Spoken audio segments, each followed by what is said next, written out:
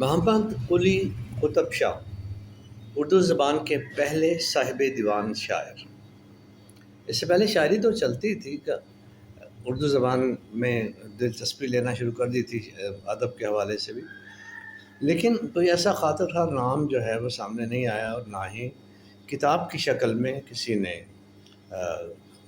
اس طرح کی کوشش کی کہ شاعری کو، اردو شاعری کو چھپوا سکیں یا لکھوا سکیں۔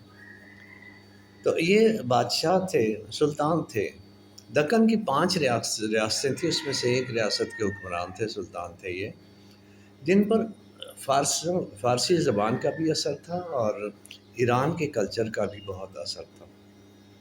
تو انہیں اردو زبان سے اتنا شوق ہوا شاعری سے، خاص طور پر کہ 50,000 شعروں کا دیوان جو ہے انہوں نے چھپوا دیا۔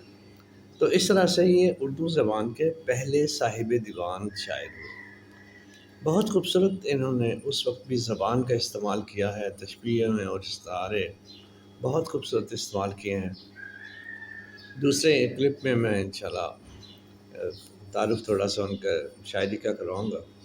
تو بہرحال ابھی صرف یہی انفارمیشن ہی شیئر کرتے ہیں کہ دکن کی 5 ریاستوں میں سے ایک کے حکمران، جن کا انتقال 1411 میں ہوا، 47 سال کی عمر میں، سے 50,000 شعر کا دیوان لکھوا کر چھپوا کر سمجھیے کہ اردو زبان کے پہلے صاحب کتاب شاعر قرار پائے۔